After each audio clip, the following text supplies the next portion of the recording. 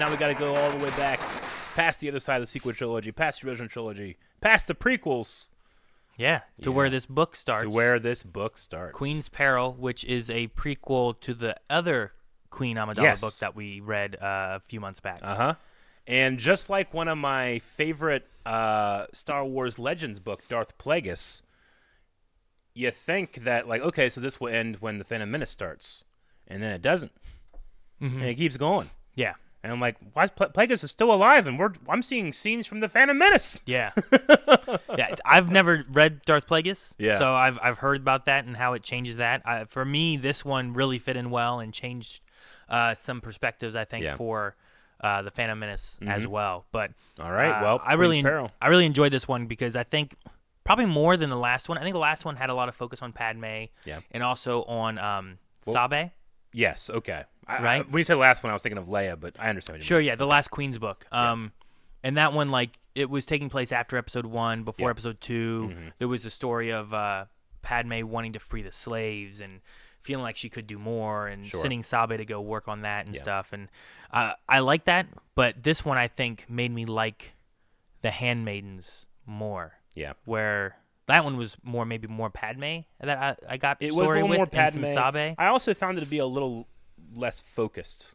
This one felt more focused, which is why I enjoyed it more, and it had like an ending. Oh, the last one didn't have an ending for me. This one not only had an ending, it had 2 movies endings. Sure, yeah, it did. But yeah, I'll do what I did last time. I tried to take notes on as I went through the book itself. So we'll start earlier on with like there's a prologue and an epilogue in this, but also besides the main chapters, there's also a few smaller chapters that were like cunning, bravery. I think strength was one. Yeah, and they were really interesting because they all kind of focused on the discovery / recruitment of the different handmaidens. Yeah, and I thought that was kind of cool too. Yeah, me too. I listened to it as an audiobook, so I didn't get the. I don't think I got like those like chapter names that you were just listening. Yeah, so like I don't remember the chapter names, but they were like blended in with the chapters too a little bit. Yeah, and I lost them in the beginning. But yeah, they're listed in there if you like hit the chapter button. And though it did catch me off guard for once. I'm like, all right, this is cool. Let's get into it. And then like someone happened, like, oh, it's a flashback. Wait, when am I? I understand. Now. Okay, I'm confused. Yeah, because they were just various times throughout. Yeah, and no, I really enjoyed this. Yeah, the prologues of the handmaidens. Yeah. So the beginning, we start off when we get to the point of really it's focusing on Padme. Like we're at the beginning of her, and she's running for being queen, which is an elected position. Yeah. And it's kind of talking about her and her waiting, and then Panaka comes in and says, "Your Highness," and she's taken that role. I'm curious, like once you realize, like, okay, so this is the beginning of her being queen, like. How far off did you think Phantom Menace was? I was not really sure because I was trying to think about like how far was she a queen for a year? So was she a queen for 6 months? As soon as it started, I realized, this is what we're getting to. I immediately heard Palpatine's line, "The newly elected Queen of Naboo," to speak on our behalf. You know, like I'm like, she's newly elected. What does he mean? Like how new is newly elected? Yeah, like I know that like they amended the Constitution that she could serve more terms, and that's episode 2 stuff, sure. But like this probably means like Phantom Menace happens like soon. So I remember going like, okay, so the book will end with like, and then the Trade Federation showed up, and, but nope. Yeah, right. And I very quickly realized, I'm like, oh no, we're gonna be going into this. Okay. Yeah. Cool. Yeah. Yeah. But yeah, no, I mean, the first one just kind of sets stuff up. Yeah. We do get a moment with Senator Palpatine. He calls Panaka, and that's one thing in this book, too, that we know Panaka becomes a Moff. He does. Right? He is loyal to Palpatine. This either sets up that he has that loyalty, that there's a friendship, or that Palpatine early on was like, I'm going to really try to find someone that I can eventually move up to Moff. And Panaka, throughout the book, has a tendency of... and I think we talked about before because he wanted like a special weapons project on Naboo at one point, and the Queen said no. And in this book, he usually seems to favor the more protection / defense is better. Definitely. Even to the point where there's a line whenever Queen Amidala first gets queened, and he brings in, they all meet like the soldiers or the guard. Sure. And there's a line where he's like, he wanted more, but he got turned down. Yeah. where like he wanted more defense, and he always has all these ideas of things he wants to do and protection and stuff, and it's like, but why do we need this? This has never been a need that we've ever had. Now, given he was right for a lot of things, and it helped them against the Trade Federation in various ways, but he was the one who was always pushing more weapons and stuff too, which maybe was why Palpatine was like, let me befriend him, and he favors security. So the idea of what the Empire can do, he may favor, and we'll be friends and loyal, and he'll be my Moff. I don't know if it was set up that early or what. The benefits of like allying and having partnerships with people with opposed opinions. Like, do we prioritize peace or do we prioritize security? Those type of things. Like the answer is, I don't know. Hopefully you have a little bit of both, but the only way to really do that is you have one person pushing this way, one person pushing this way, and then you should arrive somewhere in the middle. That's where like politics is supposed to be like that, and then you come together amicably and try to solve your issues. But people get radicalized. Fascist empires rise, and Panaka gets sucked into that machine, despite us knowing that he's a good person. Yeah. Which the book, I think, does a good job of. Like, it shows like he cares, he wants to help, he cares about the people of Naboo. Yeah. But he goes harder one way than others do. Yeah, agreed. We also meet Palpatine early on, besides, I think, just talking to Panaka, that he was working on a tax bill. Yeah.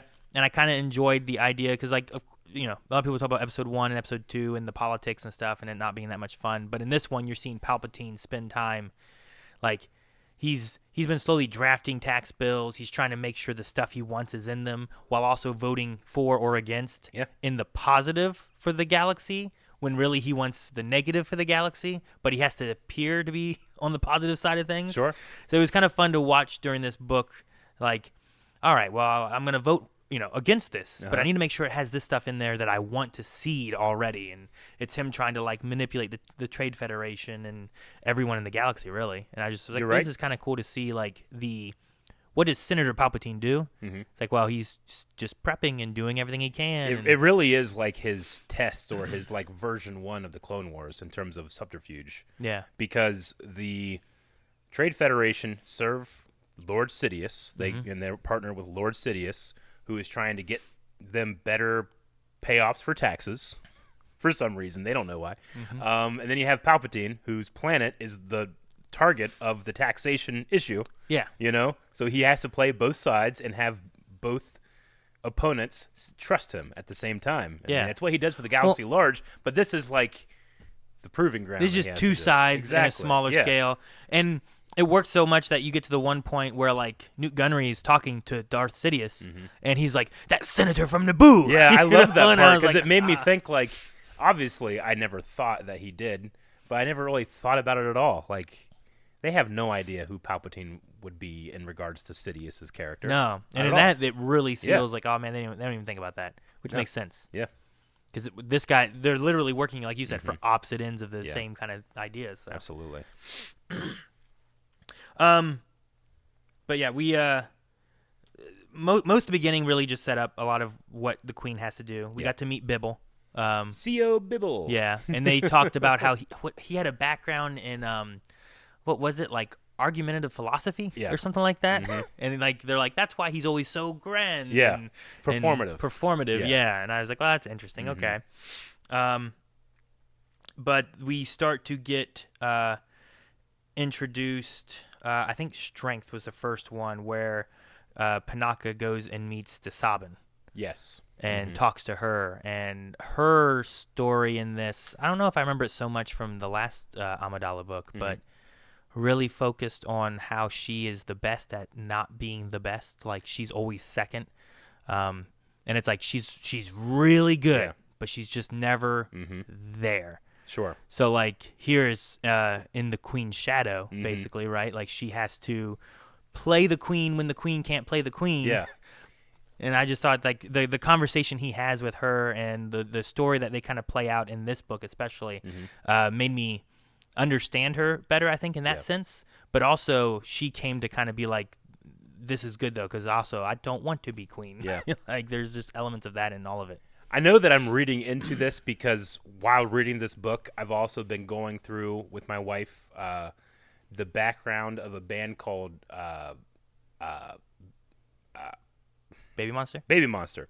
I would want to say Blackpink. It's not Blackpink. It's Baby Monster. Yeah. And like how they put together that female troupe, right? And one of the things that I thought was funny / a little sad to think about in terms of the pressure these people are put under is like they're being asked to, like just for dancing, like they're asked to be perfectly in sync, not stand out too much, but also have that it factor, which those three things I feel like put together are contradiction. Like a synchronize is like to conform with the others. Yeah. You know, to stand out is to, you know, like be different than the others. To be different. So like whenever I was seeing the handmaidens come together, there was a little part of me that's going like, this is like Baby Monster. Baby Monster, yeah. No, I get you there. Yeah. No, there's definitely a lot of elements of them kind of having to hide themselves because that's what the handmaiden is supposed to do. There's, and we can get into more of that here in a second. Yeah. There's an element that I liked whenever they're talking, which is actually Panaka introduced the idea of what he was wanting to do. There's always a handmaiden. I thought it was cool that Padme was like, well, why is there just two of us? He's like, shouldn't there be more than that? And I was like, okay, so it was Amidala's idea. Like, Panaka didn't even have this idea to have more than that. Yeah. But then when Panaka introduces to Sabin and they start talking about it, they start kind of crafting like, well, one, we should be loyal to you, not to Panaka. Two, like we should all be like, we can all be like the bodyguards. We can all train with, you know, all these different aspects.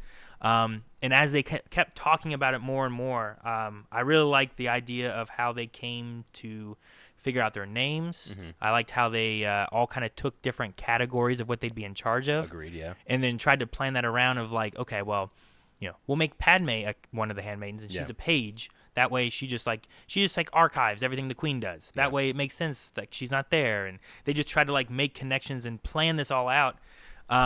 It's so honestly, like I feel like I like the handmaiden stuff so much it like makes the prequels a little worse because it's not there.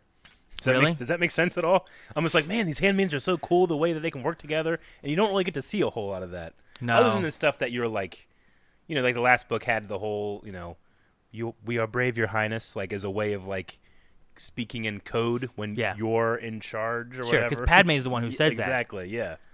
So I like that stuff, but there's part of me that when I'm reading this, I'm like, man, I wish we kind of got more of these personalities and characters in this thought process in the movie, but you understand why that doesn't happen. Well, yeah. I also don't think that it was of interest to people as much then, right? Like Qui-Gon, Obi-Wan, Anakin, like that's what we're focusing on. I know, I'm weird like that. I know a lot of people kind of like prioritize or like put in terms of importance like what they think about when they come to Star Wars. Like I'm more of like a once it's in my head, it's just part of Star Wars now. Yeah. You know? No, I think this year really adds to that though. Like once you start to understand these, like as they go through, like we have I have Sasha, Rabe, Sabe, Yane, Erte, and Padme. Yeah. And they took things of like there was a lowly page for Sasha, wardrobe mistress, everyone's assistant. That way Sabe could be anywhere or nowhere and it wouldn't be a problem.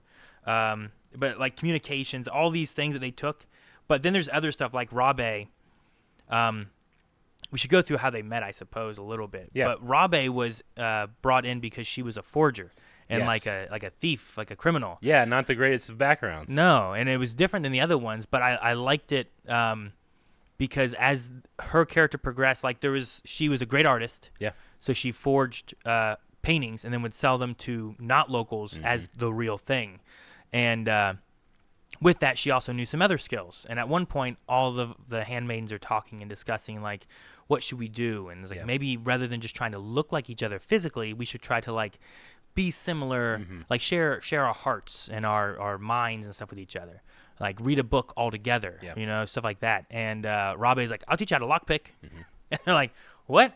And just elements like that kind of, I think, feed into how Padme learns to do a lot of things. She, like, you have all these handmaidens. She's, like, 14 in this book. So this group that she's with is, like, all kind of crafting and teaching her. Like they say like, oh, well, I was brought in so that you could learn deceit. Yeah. You know, like there's things of like lying or communicating, or Sabe talks to her about breath control. Mm-hmm. And they craft this whole idea of like, well, if we're both playing the queen, you can't, you might react to something different than I would react. Yeah. But what we could both control is not reacting. Yeah.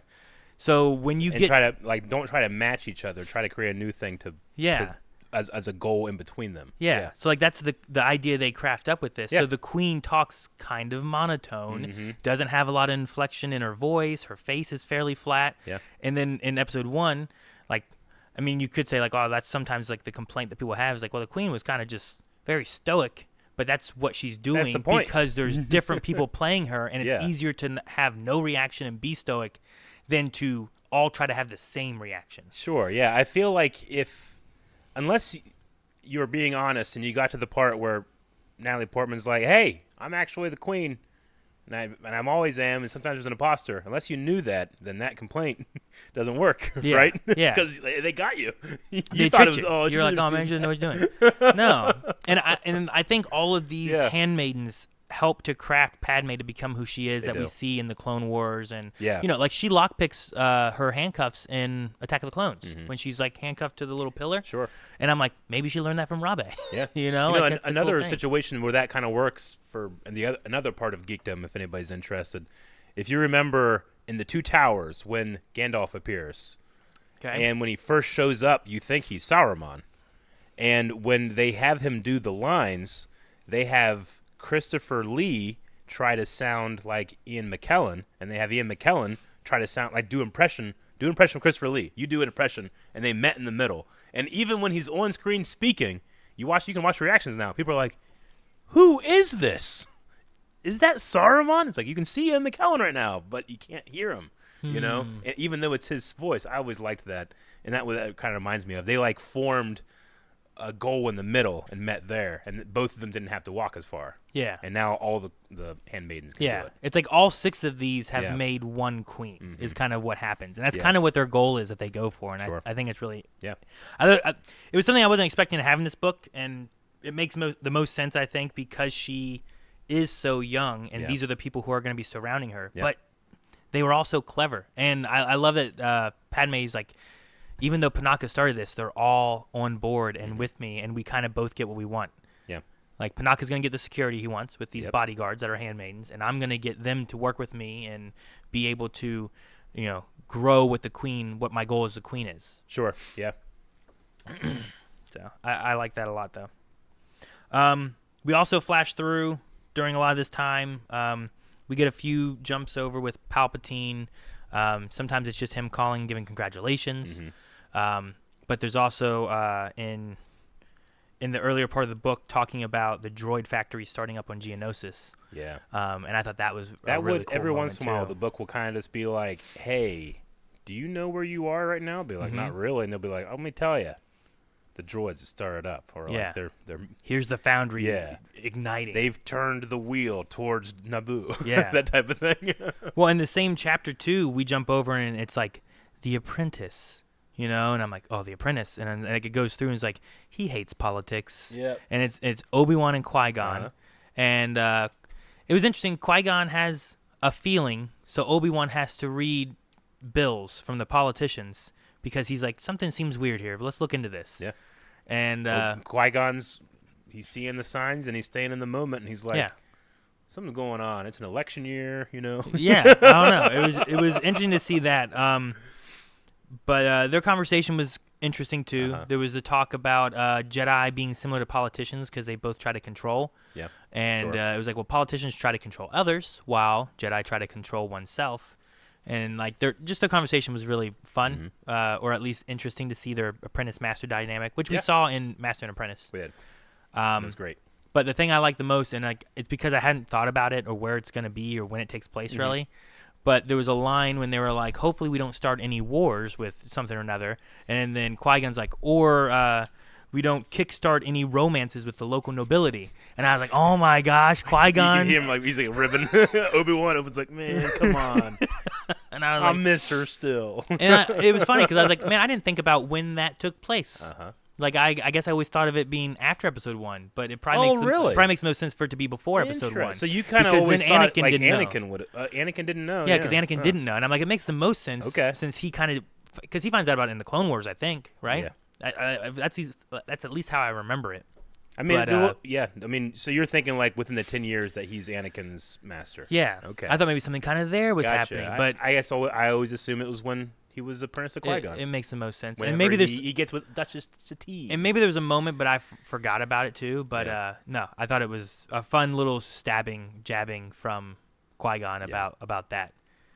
So, especially being in a moment when he's talked to Anakin and he's been like, or maybe it was Duchess when he talked to her, but it's like, if you just said the word, I would have left the order, And it's one of those things too, where like in the filling in the gaps of something, like it's just there's I believe there is a line in those Clone Wars episodes about him being separated from his master while he was with Duchess Satine, but I mean, to your point, like when I was a kid, I was just like, her name is Padme Amidala, like obviously. No, it's not. No, that's not it at all. No, it's it's Padme Naberi. Yeah, Naberi. Yeah, that sounds right. And Amidala is her queen name. She takes a stage name. Yeah. Yeah. Which, I mean, makes sense because I like the idea of, like, you're the queen. Yeah. Basically, you elected, like, a face and what they say they're for, but you have no idea who this person really is. Yeah.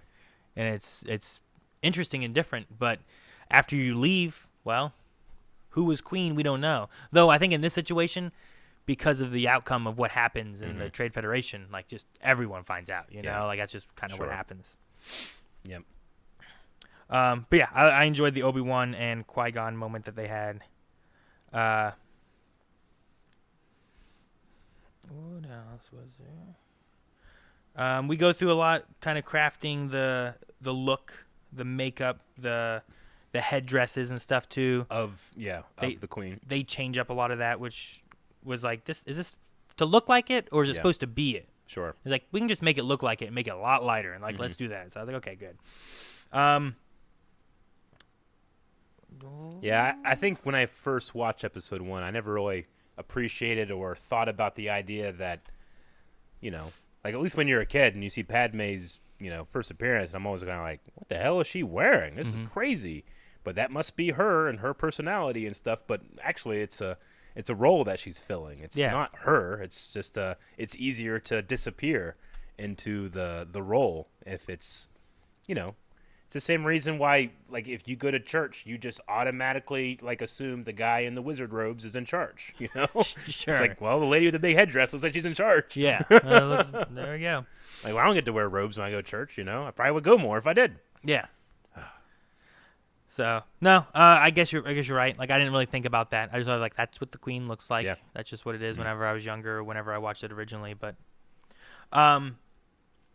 I did enjoy watching or listening, reading the elements of how do we change? Can we trick? Who can we trick? The first time they do it, like going to a library and they send Padme ahead, and then they bring the queen through, and Panaka shows up and kind of just like, wait a second here. Yeah. And then they go in the library and they do a quick change. Yeah. And it's just like we're trying to get practice in. I understand, though, there was frustrations at one point being like, why are we even doing this? What's the point of doing this? Like, we could be doing so many other things, but instead we're trying to trick who? Who are we trying to trick? Yeah, right. And I was like, I get that, but thank goodness they do this. Thank goodness. Them doing all this work, it makes you appreciate just how good that trick was, even though it's something that we take for granted now that we have been with that reveal for 20 years or 25 years. But I could save it, I guess, for later, but there was a really fun story that I saw where Natalie Portman's family, when she was hired on, were like, okay, so she's going to have like an imposter person that's sometimes queen, which was Keira Knightley ended up playing Sabe. She was like 12 or 13 at that time.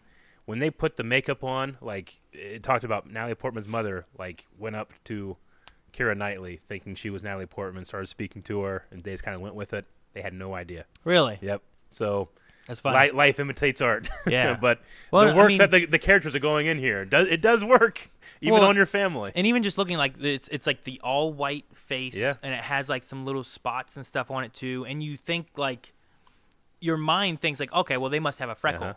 But, like, it's just all makeup, you know? Sure. So when you take it off and you see, like, here's Padme without the makeup and there's no dot here, it's like, well, the queen has a dot. You know, like, you just kind of, like, naturally start thinking about that. Exactly, yeah. And it's just, it can definitely be tricky.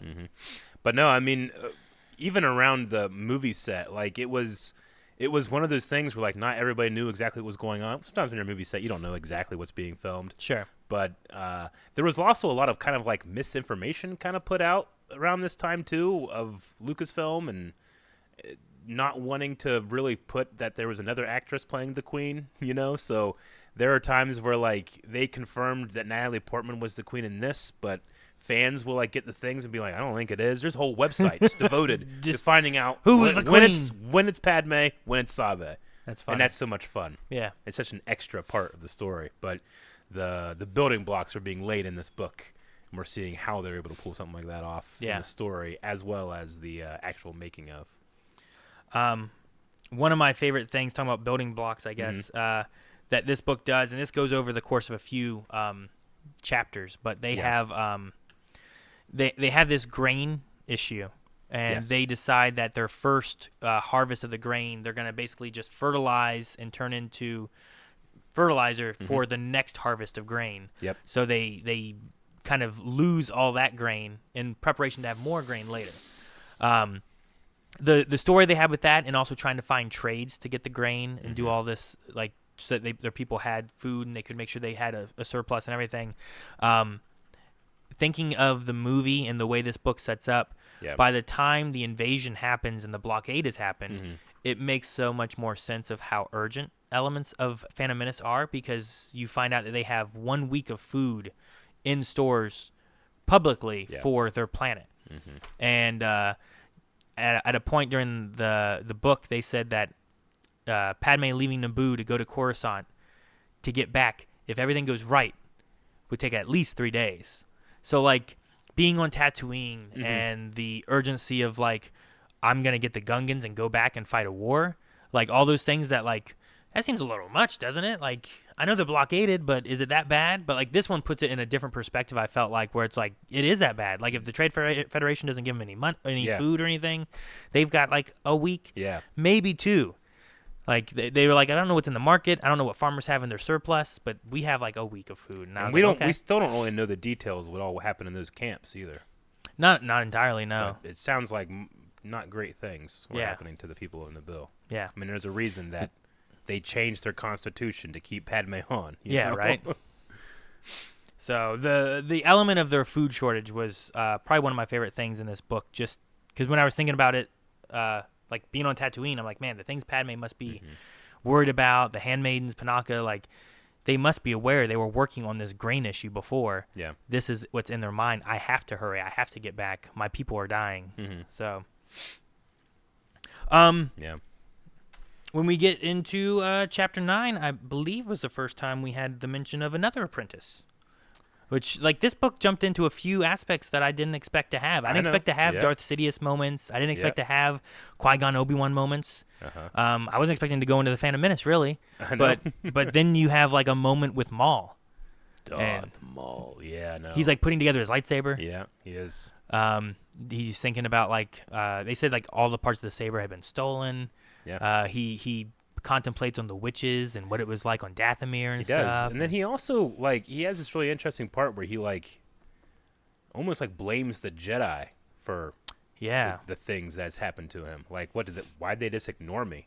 Did they not sense me? I thought they're powerful. And because they didn't come get me, look where I ended up. And thus, I will kill them. Yeah, it felt like at first it was a thing of, like, am I not strong enough that they don't find me to be a threat? But then it turned into a thing where it's like, wait, I'm force sensitive and they didn't come get me, and this is their fault that I'm where I'm at now.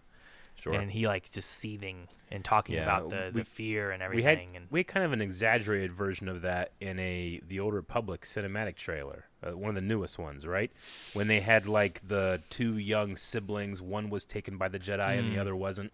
Yeah. And the Sith, like, came and got them later. There was, like, a light and dark brother kind of thing. So a little bit, like, more enhanced version of that resentment Maul felt. Yeah. But, no, I thought that was really cool. Just getting a chance to see Maul. And there's a few more Mauls in the future. Yeah. But actually, Chapter 9, my main notes, and I don't remember what all was in it exactly, but my main notes were for Maul. There was the Palpatine and Valorum conversation. Yeah. Which is not a thing that we usually get a lot of. No, we don't. I don't think we've really seen those two interact like at all, really. Yeah. But there was like a conversation talking about. I imagine seeding the idea of a fair moderator, separate, non-biased. Yeah. Like, you mean the Jedi? It's like, oh, that's a good idea. Like one of those, like, let it not be my idea, but let me seed that in there. Which was, I mean, now you get Jedi, I assume, the Chancellor's, what were they called? Ambassadors? Yeah. Like, the part of me thought, like, receive no ambassadors. That's why ambassadors are going in their Jedi, is like, he started to seed this here a little bit of needing some unbiased people to go somewhere or do something. And this is before the Blockade even started, and that's also a thing I don't give Palpatine enough credit. Because oftentimes, like, when we see... This has happened before. Like, we'll see someone playing chess with themselves, and you want to go, oh, Palpatine. That's why he's the one in the Clone Wars. Yeah. But it's not really. Palpatine is playing... Like, people are still playing chess. Yeah. He has to get them to move where he wants them to move. He's playing those people to move the pieces. He's not moving the pieces. He has to convince you to move the pieces where he wants, which is so much harder. Yeah.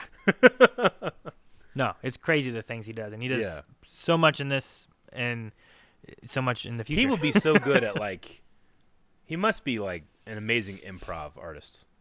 Like, I bet you he can go on Whose Lines Anyway and, like, carry himself. You think? I don't think he'd humiliate himself. I think his mind has to work at 1,000,000 miles an hour. It must. To feel like he has fully formed ideas that he just thought of. Yeah. And then he can commit to be able to just ideas. run it on the dot there, you know? In the same chapter, we had Shmi Skywalker moment, which discussed, in episode 1, we have him talking about previously being in a pod race and having crashed, and that was the, I saved the pod, mostly. Like, we had that kind of moment, right? That he did, like, this is the crash that Anakin has, and it's from the perspective of Shmi, and I thought it was interesting that we jumped over there and saw a little bit of, like, what the mother is thinking and worried about, but like it kills me every time you do those races, but she knows he enjoys it, and he's like the most free when he does this, and being a slave, like, what else does he have except for this moment when he can be super free and just fly, So I really like that. Me too. Even Anakin, he had a line where he was like, don't worry, Mom, I'll be with you forever, or something like that. And I was like, oh, man. I know. And the kids, they always think that, but, things happen. I'm bummed out now. Yeah, I know. Well, and the last thing I have in that chapter that was, this chapter was full of so much stuff. None of it was really Padme-oriented. We have a Yoda and Mace Windu moment. We do. Where Mace sits down to talk with Yoda a little bit, and Yoda talks about how he senses nothing, which means he senses something. And Mace Windu's like, but nothing is nothing. And I just like Yoda being like, so certain are you? And it was one of those things where it's really that. I took it as like the darkness clouding, right? Is that how you took it? Yeah, definitely. It's the shroud of the dark side that's falling. It's being set up at this point. It falls during the Clone Wars, but yeah, that's the whole point. The Jedi, they can't be suspicious at all. They have to, in fact, feel nothing happening. When Qui-Gon says, it's like, I met a Shadow Warrior. He had a red blade that attacked me on Tatooine. Pretty sure he's a Sith Lord. Like, the Jedi have to be like, there's no way that's possible. You must be mistaken, or else we would have sensed it. There's no difference there. Like, it's a true dichotomy, in their eyes. Yeah. So, in sensing nothing, at least Yoda is kind of like, that's weird. I should sense something. So sensing nothing is a clue. Yeah.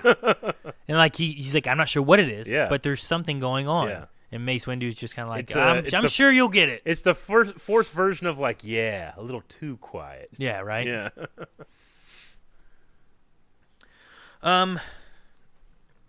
The next little bit really went over more of the Queen wanting to convince people of trading. I liked her idea of like, I don't want to just trade among. She had issues with the last queen, who was very Naboo only, Naboo first kind of idea. Yeah. And then she's like, no, I want to kind of bring together our sector. Yeah, the local systems. Yeah, which I think like she was the only queen of. Or maybe not queen of the sector, but she's the only queen in the sector in that area in terms of like royalty. Yeah, I don't know if that also means that like does that mean that the only senator is? Do they all have Senate seats too, or does only Palpatine have a Senate seat in that area? I believe the answer is that Palpatine is the senator and the others have representatives, but I might be very wrong. And he represents like those groupings, maybe like Jar Jar is representative to the senator of Naboo. For the Gungans, you know, right? Yeah. But I'm not really sure. I might be incorrect about that, but I'm pretty sure that Palpatine would be their senator as well. But she was trying to bring them together, try to get some trade, try to get some more conversations happening. All of this was really setting up more handmaiden shenanigans a little bit. We got to have a club party. Yep, we got the club party. It was like a concert. Yeah, it was like a concert, I guess. And I like that part. It was like one of the only times we got to feel like the characters were acting their age. Sure. Right? Yeah, I'm going to sneak out, and I'm going to go to his party, and they're meeting, Sabe's meeting Harley, which was, I guess, like a love interest that they had. And that couldn't tell the difference between Sabe and Padme, just like everyone else. Yeah. Well, I mean, they didn't... In this moment, they didn't show their face as well either. So, like, they're very close and everything else. So, I get it, but she didn't want to look at her either. And that was when... Who's the youngest one? Rabe? Sashay is the youngest. Sashay stayed back at the palace. And she ends up getting her period for the first time, which you don't get that in Star Wars books very much. No. Well, and Padme, she had to sit out of some of the meeting stuff or whatever because of the same issue. Which they talked about it a couple times. I just thought, like, I mean, if you're going to tell stories about female characters that are this young, then that's going to be a vital part of it. Yeah, I'm glad that it had a part in there. And they made it a big part because while they're out at the party or the concert, like, there's like a blood sensor. Yeah, Panaka has a blood sensor. Like, oh my God, there's blood in here. What's happening? And they get in there. I like that his wife was like, maybe think twice before putting a blood sensor in a teenage girl's room or something. So now Sashay, am I right? Do I remember Sashay is played by Sofia Coppola, I think, in the movie. I'm not sure on that. I think so. I might have to double check that, but she is Francis Ford Coppola's daughter.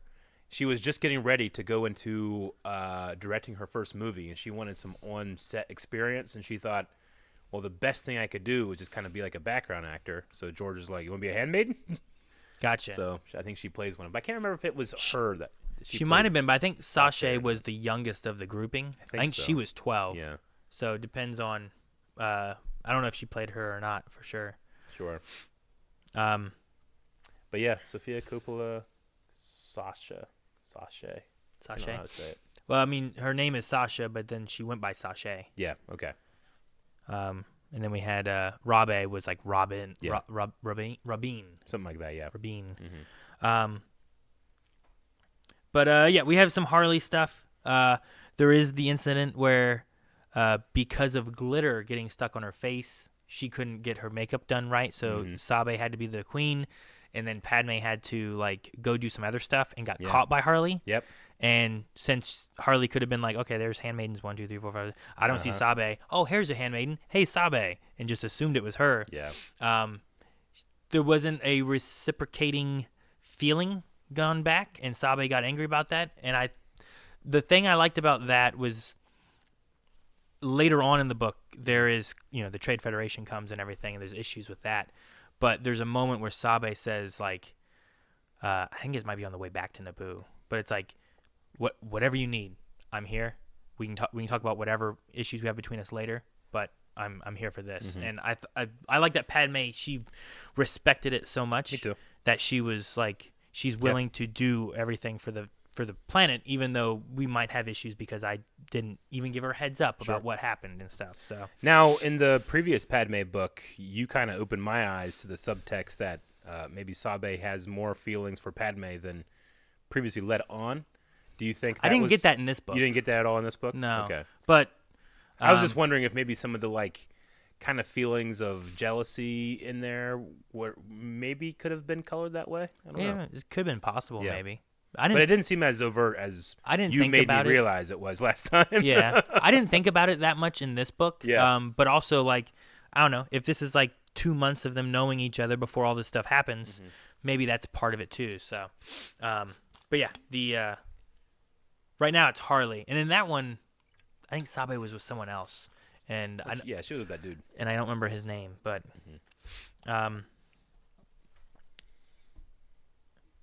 but yeah, in that specific scene with the concert and stuff was one where I was kind of thinking about it. Yeah. I might have to re-listen to it and think about it that way, but I didn't initially when I was listening to it. But yeah, after that point there, we get about half to 2/3 through the book, I think. Yeah. And we get into the Trade Federation. After everyone leaves from all the delegates of the sector and stuff, the Trade Federation comes in and sets up a blockade, and Newt Gunray initiates a broadcast to say you need to sign a treaty. just right off the bat. I know. He doesn't explain anything. He just says, treaty. He's like, what? Yeah. Treaty. Treaty. What treaty? I don't know. Someone said treaty. We should sign it. Yeah. So they come in, and then for me, this is when a lot of things really started to, like, I think click with me a lot more when I started, like, oh, now we're going into the Phantom Menace. That's when you got really into it? Yeah, okay, and now, like, I'm seeing, like, okay, everything that's been set up for this, now I get more of the urgency with the food. Okay. We've seen the handmaidens kind of start practicing. They've had a few times of switching people, of, having Sabe be the queen, and they haven't been that practiced with it, but I don't know. A lot of it started honestly, a lot more. I got to be a little honest. Like, I kind of was clicking with it when he started doing the recruitment of the handmaidens. I'm like, oh, this is really interesting. This is cool. And then once the Phantom Menace started, I was almost like, oh, not yet.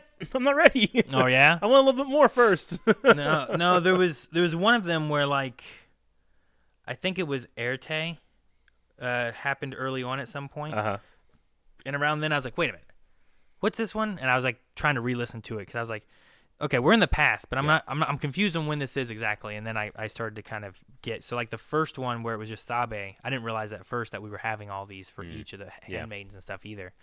But yeah, the let's see here.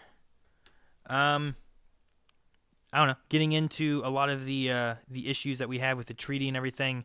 I thought it was, I just wrote a big note with this because it stood out to me whenever it first happened.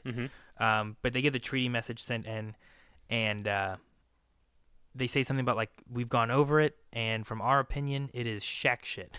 Yeah. And I was like, what'd they say? They said shack shit, yeah. And I was like, a shock, which is the big tick from episode 2 that Anakin rides. That's a shock. Like, I was just surprised, shock I guess, because usually they use things like Poodoo and Slimo, and I don't know, like there's other words, Dank Ferric, like, that they've used that were like, okay, there's the Star Wars curse words.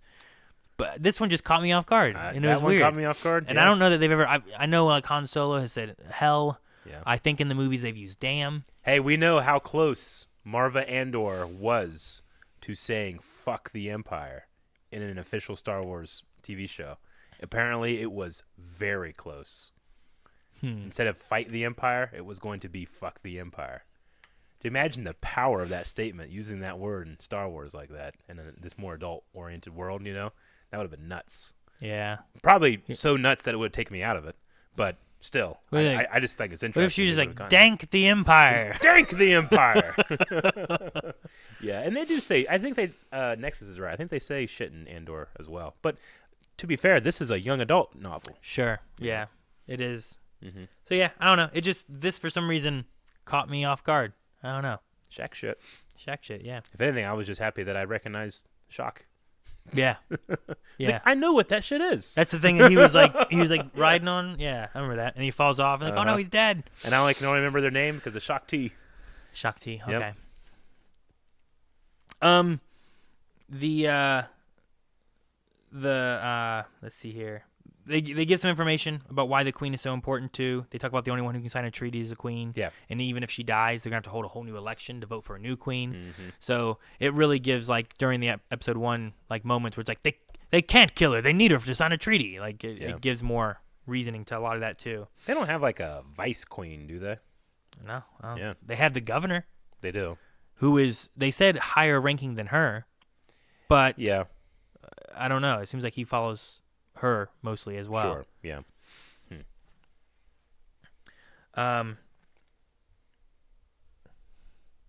When the blockade comes in, there was also a cut because we have that whole moment of like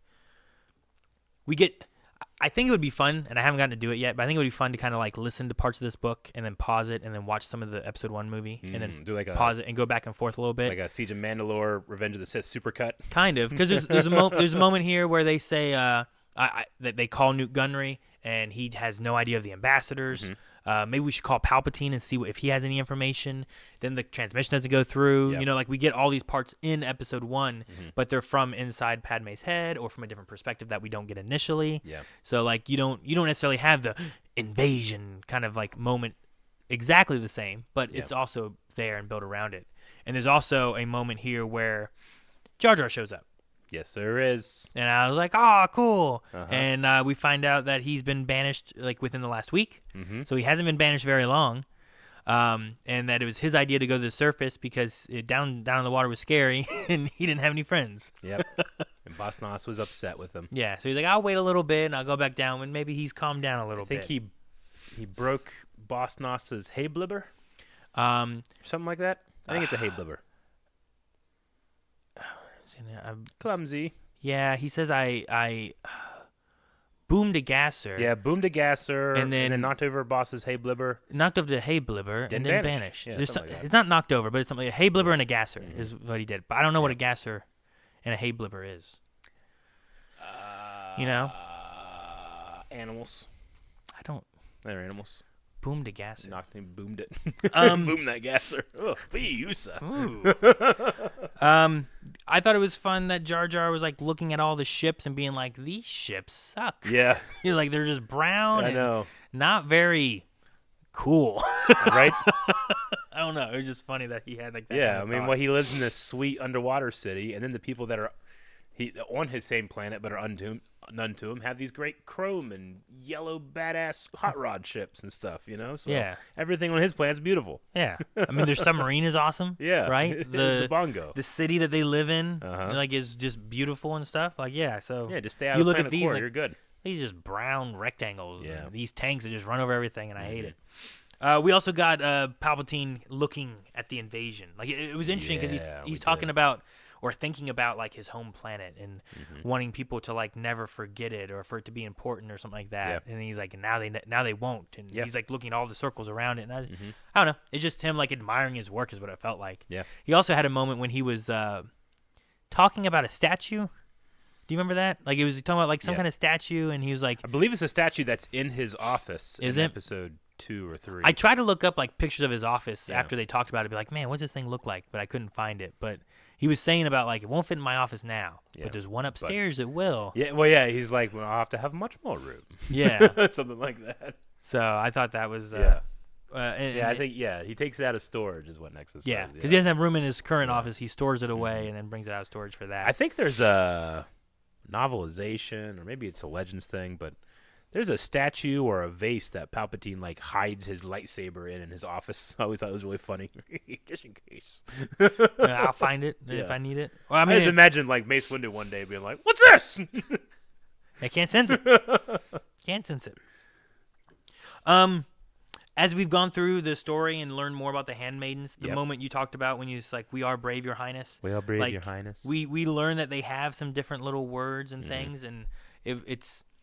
Even just watching that movie, you get the idea that once you're like, oh, that's like a, we're brave, we can do this kind of moment. And you see it's Padme that's saying it. But for some reason with this, like some of these lines meant more. There's a point when Bibble like sends his message and it's like, the death toll is catastrophic. You must contact me. Yeah, like there's that moment there. This book handles it as like there's not really a bad death toll, but a toll was a word that's not used very often in conversation, and it's a code word to try to signal each other. Yeah. So once Obi-Wan does like, so no transmission, it's a trap. Yeah. And he leaves, and there's like, well, duh. That's my favorite part. The handmaiden's like, oh, we know. Yeah. Who do you think you are, from Jedi? Come on. It's one of those things. It's that thing you were talking about where it's like in the movie you don't necessarily get these moments with it. And you're like, oh, man, good thing Obi-Wan told him because they wouldn't have known, you know? But they're all like, well, yeah, of course it's a trap. Like, we understand what's going on. But do you know what Obi-Wan's just like, yeah, you guys get tricked all the time. I never get tricked. Where's the queen? You're the queen, right? But it was just funny. It's interesting to have these elements of the handmaidens talking about, even just being like, should we tell them? Should we tell them what that message really meant? Yeah. And it's like, well, now they know we're alive and we know they're alive, so it's there. But yeah, it was just there's a lot of fun moments like that that I like, just seeing those parts of episode 1 we don't get to see. Yeah. Including Padme, who we are with her whenever she's preparing to leave the ship, and they're trying to find the lamest clothes they can find to be able to dress her to go on to Tatooine. Yeah. It's like some conversations and stuff are fine where they're just kind of discussing what to do and what's going on and is it safe, and but the thing I really liked is there's a moment when she's preparing. The next day's the pod race, and she's goes and she talks to Shmi Skywalker while she's like fixing the little screen that she uses in the movie to watch Anakin race. Yeah. And it was just a really sweet scene. I really liked it. There was I don't know, they have very few moments together. To get another one was nice. Yeah. Yeah. There's moments where like Padme's talking about how her her planet is in danger. She's worried about everything. She's like, I can't focus on this planet, and these people. But there was something where she's like, my heart ached for Anakin and Shmi, and like she knew it always would, or something like that. And there was just like this really sweet moment, and even Shmi like just kind of trying to ease her mind. She gave up her own bedroom for this lady, like, I don't know. It was a really cool scene. I like that one a lot. Shmi has so little and still gives so much. Yeah, and like we haven't had a lot of Shmi in Star Wars, I think, in general. At least not for me, Don't you wish you had heard more from Shmi? Yeah, I guess so. Just tune in for later, because maybe we will. It's a little tease for something to come later. Right? You want some more Shmi? This is High Republic? Shmi's me. Shmi's me. Shmi's me. We're going to hear some Shmi later. While having all of episode 1 stuff, the one thing we don't get in episode 1 that we get a lot more in this one is we get to see what's happening on Naboo. A lot more. Yeah, a lot more. What did you think of like kind of getting that experience on Naboo and what I loved it, and I simply just wanted more. Yeah. Yeah. No, I mean, I love what I got, but I wish I got a lot more. Yeah. I'm the kind of guy, like, if I hear there's a 4-hour cut of Revenge of the Sith, I'm gonna be like, oh, I want to watch it. I guess I'll watch it. So like as we've gone through the book, we've had meetings of Rabe was the one where they say that she's a criminal. Yeah. They also in that say that there's no prisons on Naboo. So like these camps, like they don't have prisons for, so they make these camps for it. Yeah. But they do mention that there's a moon that they send all their criminals to. So I thought that was kind of interesting. We met Yane as well, which was Su Yan, I believe. And her thing that Panaka talked to her about was her fabrics that she had. And she was like just a very good seamstress, basically, is what I got from it. The moon of Naboo is where Captain Typho says that or maybe Palpatine's aide or something, they think that's where Padme's assassin's coming from in the beginning of episode 2. There's a moon of Naboo they talk about, like terrorists or activists on one of Naboo's moons, mining colonies or something. Okay. So that is in the movie, but like one line, barely. I think. I might be incorrect about that. So if I say something wrong, someone will tell me.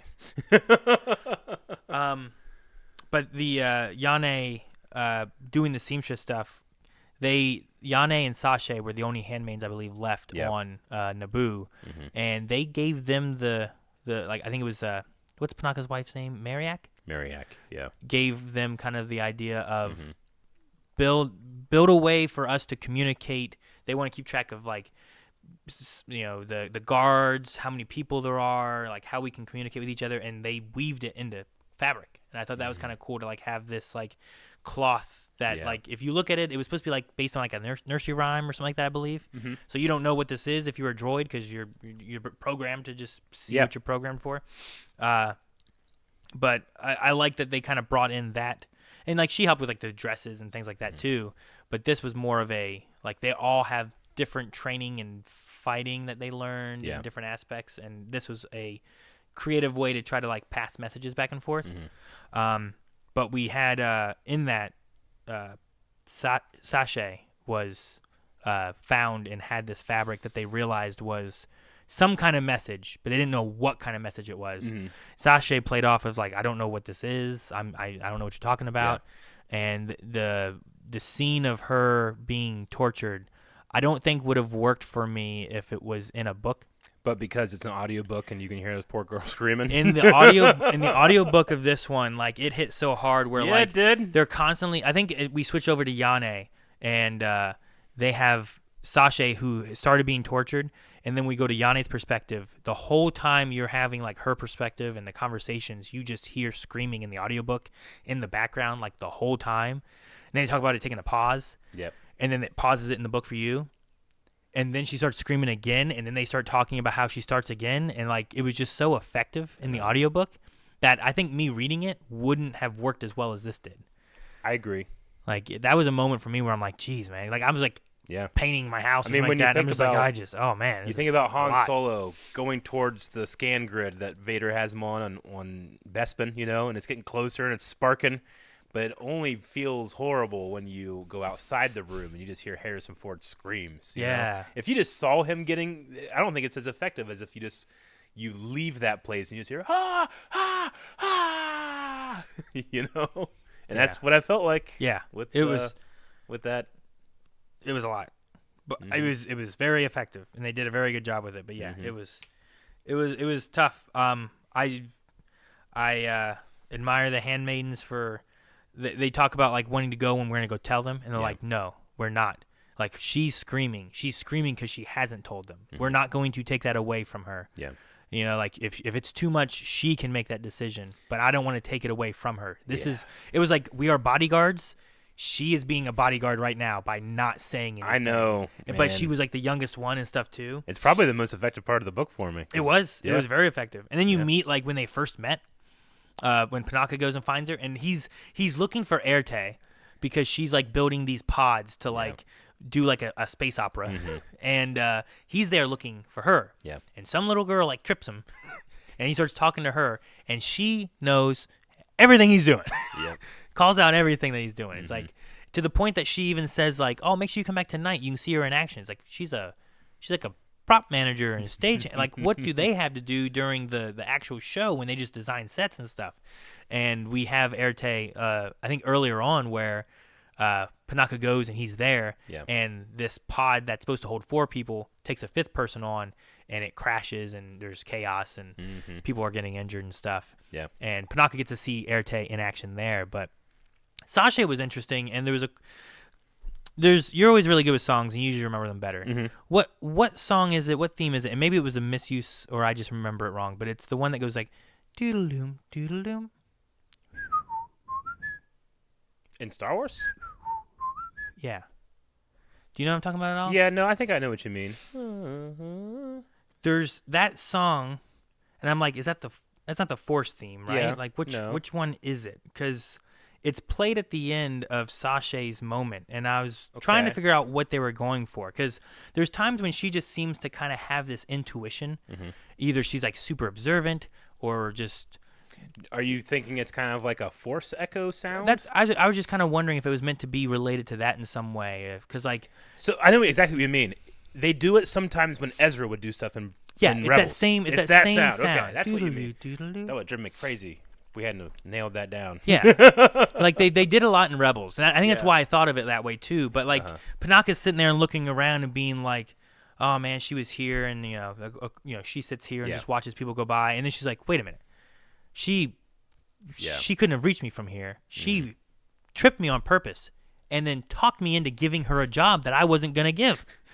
Like, she rigged this whole thing. And he's like, she will fit in perfectly. That's deception. That's what they need. Yeah. And during that kind of moment, they had that music there, and I'm like, that's interesting. I wonder, because I know what you mean, but I wonder if your mind is trained to think of the Force, because that cue was used like that in Rebels, but it's not necessarily like that in the original John Williams that might score. be what it is then, because like it was just one of those things. And I went to the Force. I'm like, why am I thinking of the Force? No, I think that you're just such a Rebels fan. That's probably true too. Yep. So, after the torture scenes and stuff too, like I love that they didn't take that away from her. But the next things that I really have that I thought was really good was when we start getting into the kind of the final bit of episode 1. Yeah, I like the detail. I don't know if you're there yet or not, but I like Maul being like, okay, the Jedi are out there, but I just found a really cool fighting spot. I'm gonna wait. Yeah. Well, I kind of liked, because like he has come to this planet and he's like, okay, let me figure out what I'm gonna do. Yeah, let me plan ahead. There's 2 of them. I can't. I gotta. This hangar is pretty cool, nice and open. I can do some cool spins. Gotta go that way. Catwalk, plasma refinery. Yeah, this is gonna be a good place to fight. Actually, they're out there. If you want to go fight out that way, like, I kind of like what I have. Yeah. I can stand right here when they come back. That's the needle drop when Duel of the Face starts. It's gonna be perfect. Yeah, I'm gonna wait behind this door right here. So. No, my music. I really like that moment. That moment was really good. Just to see him kind of start to plan it out. Yeah. I forgot to mention that one of the Sashay lines that I really liked was she was thinking about the pain and everything she was feeling, the flames, I think it was, the burning.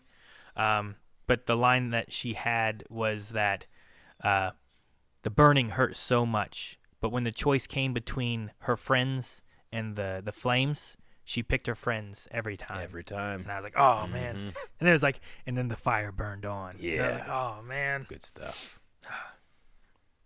And then after she gets out of being tortured, that same day, she's like, put me back out there. And I was like, what? Yep. It's like, no, put me back out there. They're going to look at me, and I'll be a distraction. Put me back out there. I was like, oh, man.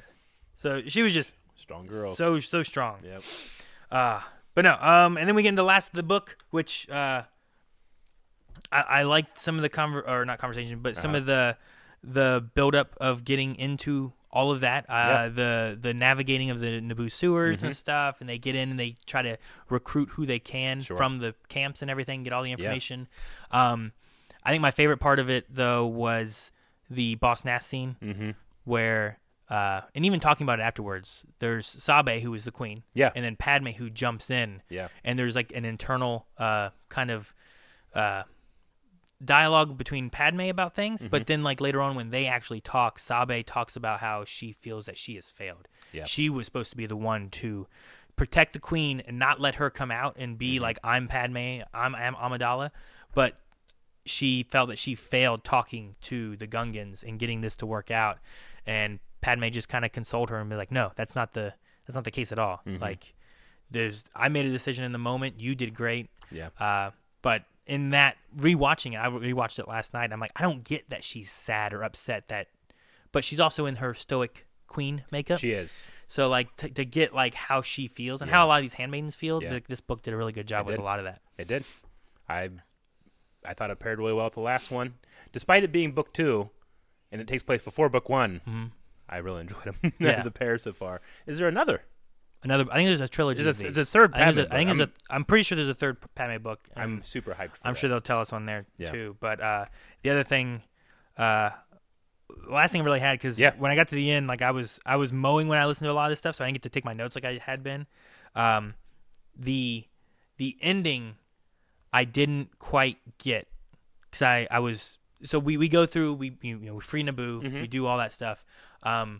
Then we have like the prologue, and it talks about the girl in the white. And you said like we have 2 endings at the end of this book. We do. And we do, because we go from the end of episode 1 to the end of episode 4. To the end of episode 4. And we're talking about Princess Leia and all of her feelings, and like talking about like her parents and her planet being gone and all these things. Like, man, this is kind of heavy. Where is she? Why are we on this? What are we doing with this?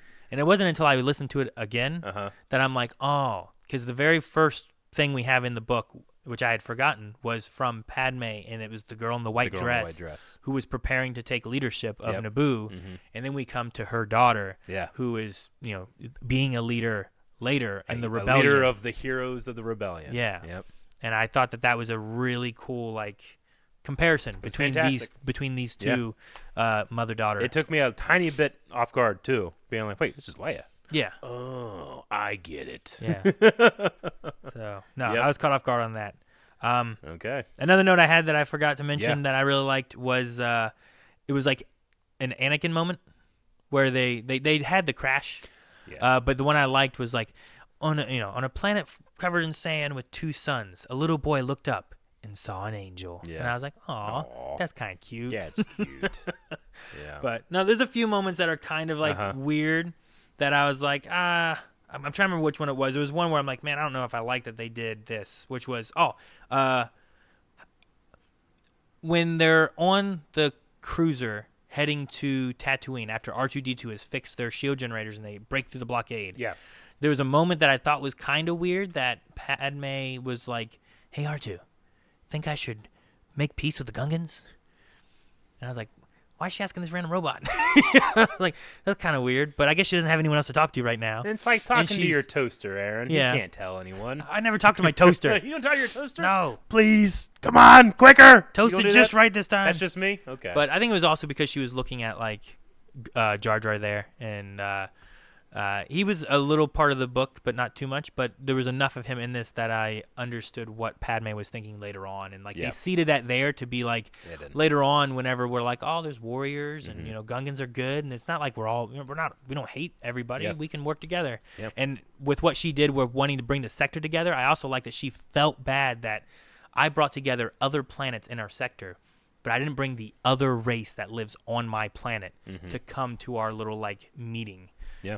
And I was like, given what she didn't like about the past queen, she makes some pretty good choices and wants to just unify. Yeah. And I understand why she wants to, why they try to keep her as queen, why they make her their senator. Being at 14, Padme is a pretty smart, clever, and just fair individual, I think, as much as she can be. Yeah, definitely. Especially given that in episode 3 we don't get much of her. Yeah. Oh, no, I know. Not nearly enough. No. Nope. All right. Well, that was a great discussion about the book. Shockingly, I don't know how. It's 4:30. Oh, dang, it is, isn't it? But we have more to talk about. We're not going to go too far because we're staying right here in the Phantom Menace. Is there anything else you want to say about the book before we moved on? Not particularly. I enjoyed it. I'm looking forward to the next one. I think as we go through any more Phantom Menace talk, there may be things that kind of overlap. And I'm like, I forgot about this thing because I was trying to go through my notes real quick here. But no, I think this book improved Phantom Menace a lot for me, especially from the handmaiden's perspective and Padme's perspective. Yeah. Of just what they're thinking, what they're feeling, why they're so stoic, why it's such an emergency to get back to Naboo. There's just things like that as a kid, I didn't necessarily think about, but thinking about it, I'm like, oh man, why are they in a hurry to get back and do war and try to make peace with the Gungans now? Yeah. It's because their planet could be gone and everyone's going to die. Yeah. So